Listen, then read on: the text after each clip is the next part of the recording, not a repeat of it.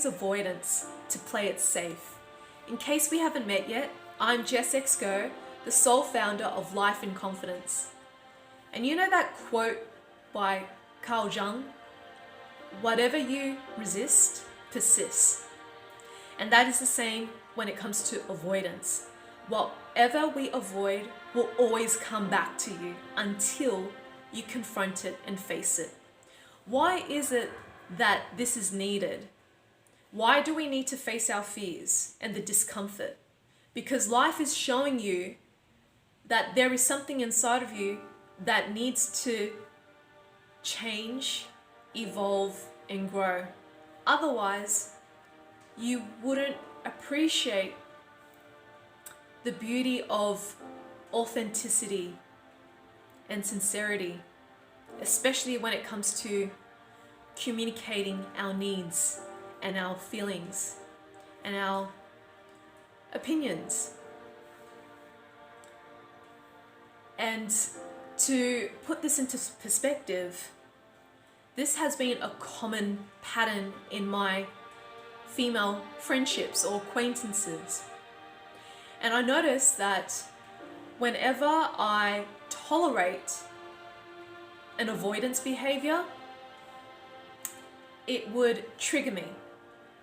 I would get resentful, feel disappointed and angry. And I would psychoanalyze myself. But then I realized, Jess, you really got to stop gaslighting that it's not okay to feel anger. It's not okay to feel disappointed. It's not okay to feel resentful. And when I started to shift my perspective around owning my feelings, I was able to start to heal and dissolve my inner child wounding, which is fear of criticism. So I use avoidance to avoid criticism if I was to express my concerns, my needs, my wants, my desires. Because that was indoctrinated in my upbringing, that I would always be criticized for not being a certain way in my parents' eyes. And so I would have to be a people pleaser, a yes person, that my feelings didn't matter, that my opinions didn't matter, that I had no voice, that I was just stupid and useless. And when I started to see my self-worth, to see what I have to offer, to see that my opinions, my emotions, my needs, and my boundaries are just as valid and important as the other person, then I'm able to share myself in an assertive, transparent, and loving way without coming across as a people pleaser. And this is where I stepped into my power, especially when it comes to female friendships. And I was able to finally break that pattern. There was a couple of incidences with two different female acquaintances. And the first one was that she would always make promises that she would want to catch up with me or come to my birthday, but she never followed through, and she never gave me a valid reason why. Because I chose to tolerate it. I never asked a question. I never confronted her about it and how it made me feel until it was my birthday. And so she would make comments in person twice, asking me when's my birthday, because she wanted to write down the date so she could make herself available. And so I didn't mention anything about my birthday in those conversations. She took initiative. So I thought, okay, well, I'll think about her when I decide to organize my birthday. And I organized a birthday picnic and she agreed to come. And a day before my birthday, she texted me that she couldn't make it. She didn't give me a reason. And she offered, let's catch up for chai any day of this week. So I thought, okay, I will accept that, and told her Saturday. She replied to my text 5 days later, saying that she can't meet me on Saturday, it has to be a weekday because she's working. And that's when I finally drew the straw and gave her my honest feedback, saying, honestly, this is not okay. You've taken initiative to ask me about my birthday. You said you were going to come, and when you text me the day before that you can't come, you never gave me a reason why. You also mentioned that you wanted to catch up for chai any day. I gave you a day and you can't commit. I would really appreciate if you could stop making commitments that you cannot fulfill because you seem to struggle to follow through with actions.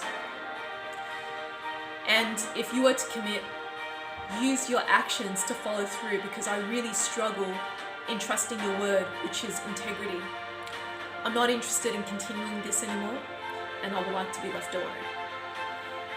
And she replied back saying, thank you for letting me know. No worries, smiley face. And I thought to myself, I made the right decision in ending that friendship, because I gave myself permission to honor myself where I didn't feel honored.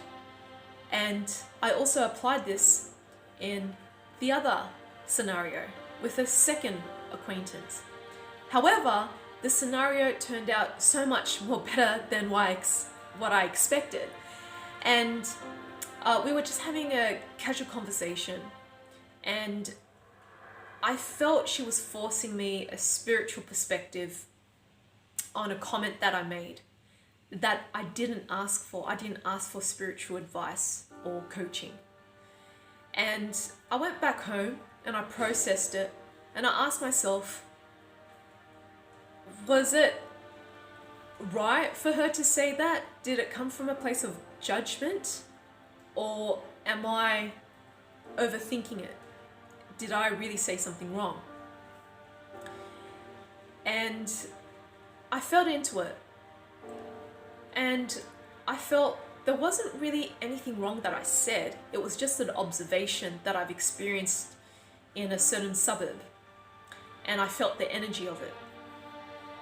And I felt like that I didn't want to be judged for my opinions, and I don't appreciate unwelcome advice when it wasn't asked for. So I thought, okay, well, this has been a continual thing in my life with female friendships in the past, but I never spoke up about it. And I thought this would be a great opportunity to speak up. So I did. And I've sent her a message to let her know how I feel through a voice message, because sometimes with text messages it can be misconstrued. And I said it in a very neutral and direct way, with no stories, no blaming, just straight to the point.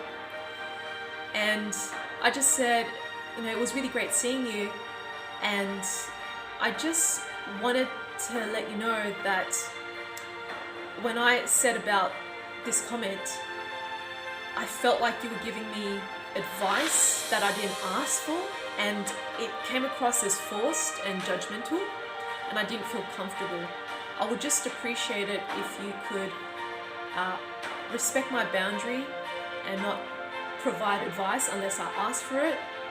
And I'm getting this off my chest because I don't want to have any resentment or ill feelings with you. I don't want to be passive aggressive, and I don't want to avoid you at all, because I know I'll see you in future events, and I just want to make peace with that.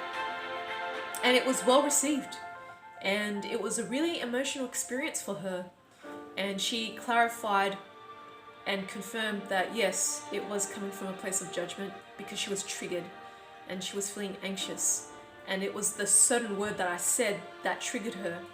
And she shared with me why, and she apologized, and she totally respects what I was requesting. And hearing that voice message and hearing her heart, I really have a lot of compassion for her, and I let her know, thank you for letting me know. I appreciate where you're coming from. And this is great feedback for me too, because then I just got to be mindful with what words that I say, because everyone's on a different journey and everyone has different triggers and words can be very powerful. So I would just have to be mindful with my comments. And we just formed a stronger bond just by having this authentic and vulnerable conversation that not many people would want to embark on. So I invite you to have more of these conversations, to break away that avoidance pattern that's keeping you stuck in playing small, being passive aggressive, holding on to grudges, and not giving yourself permission to really express yourself in a wholehearted way. So if you are struggling with this and you want to make some incredible changes in your thoughts, your emotions, and your behaviors so you can show up as your most authentic self from a heart-centered place, and you know it's because it's to do with your conditioning of your upbringing and your childhood traumas, then I invite you to learn more about Transforming Trauma Retreat. This is a virtual and a face-to-face experience in my beautiful abode in Bondi Beach. So if you are ready to live an epic life, transform trauma from the inside out, and restore power and integrity and dignity from within, where it is safe to be yourself, click on the link below and it will take you to a different page where you can learn more about this incredible immersion. And if you like to have a taste of my magic and my guidance in a really sacred space, you might be interested in my full moon ancestral trauma clearing circle, which you can also click on the link below. I also provide this experience on Zoom and also face-to-face in my abode in Bondi Beach. May this message serves you to your highest, and please give this video a like, share it with your loved ones, and comment below if you got something out of this.